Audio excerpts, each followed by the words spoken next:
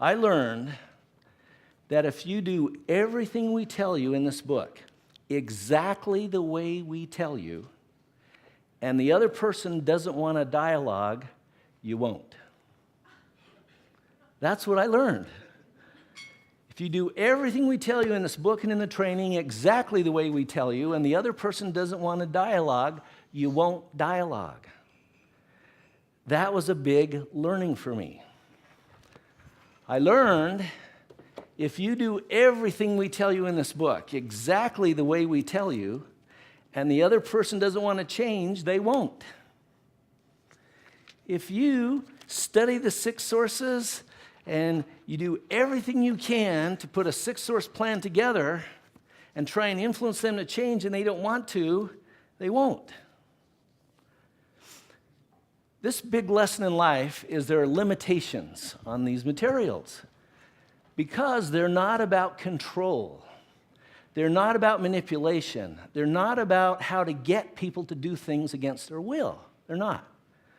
What they are about is clarifying choices.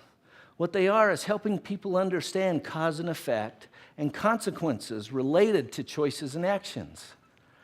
What they're about is trying to make it safe and trying to express your intent, to be transparent and open. And if that doesn't get them to change, well, that's the line in your influence, and it ends at their free agency because they get to choose. This isn't about manipulation or force.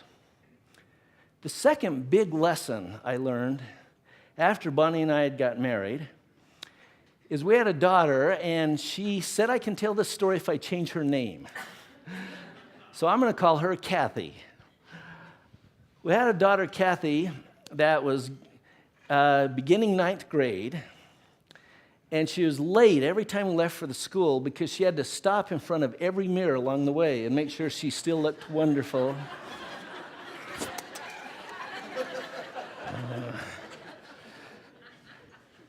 Well, this Kathy, over that year in 9th grade, started changing. She got to the point where not only did she not stop at every mirror, but she didn't really care how she looked or how her hair looked. She didn't really care about how she dressed, and often would wear the same thing 2 days in a row, something that would have mortified her months earlier. She started having rings under her eyes like she couldn't sleep. She started being grumpy and sullen with all of us. We got the first report card for the quarter, and she was in the tank on every single class. And in 6th grade, she was straight A's, right? Something was obviously wrong. I kind of thought through. Bonnie and I talked it over. We actually planned a crucial conversation. I practiced it on Bonnie.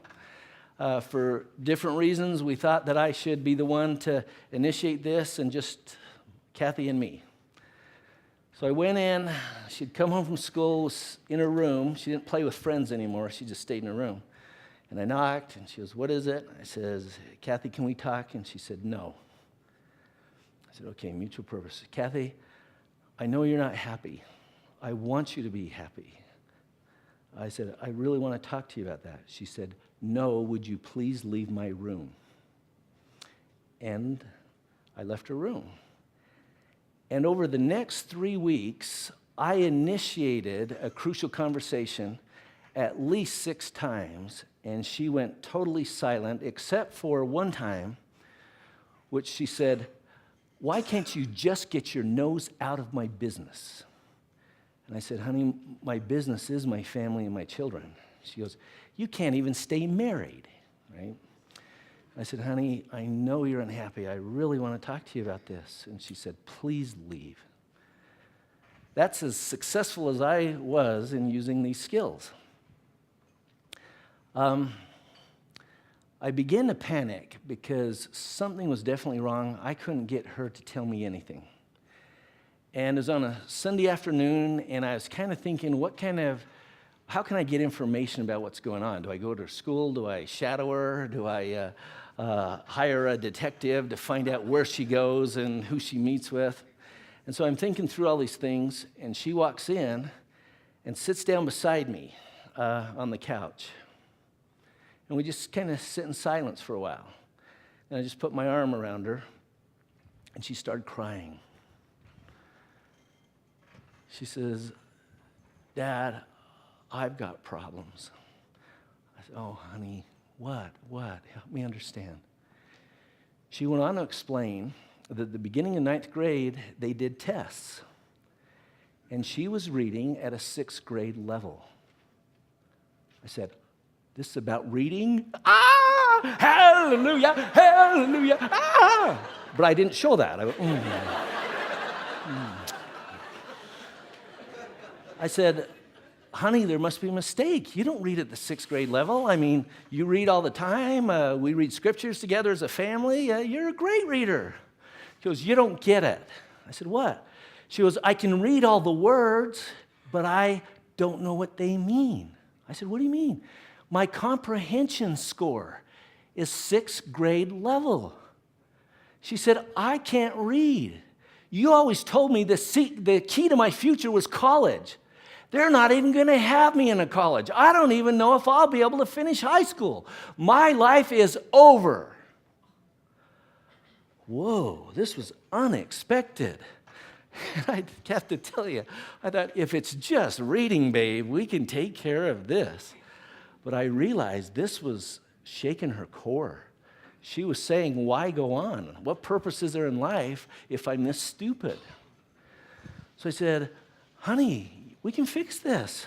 She goes, what? What can we do? I said, well, let's study the problem and come up with some solutions. And so let's meet with the counselor tomorrow.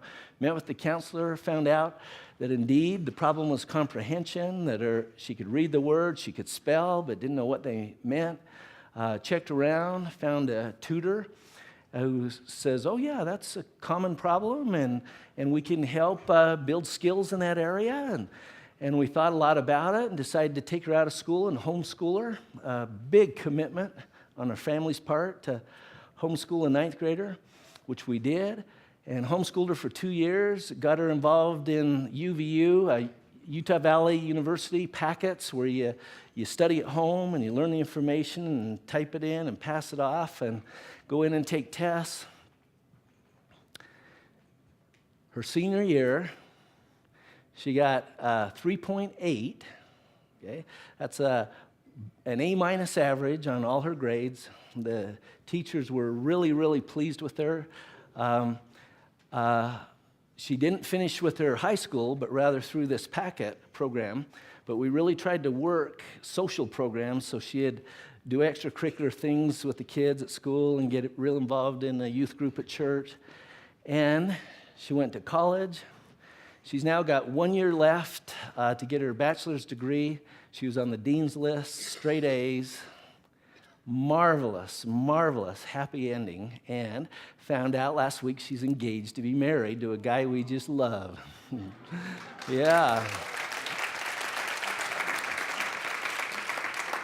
Now, our new book, Change Anything, I argued the last chapter should be how to get engaged, but those guys said, no.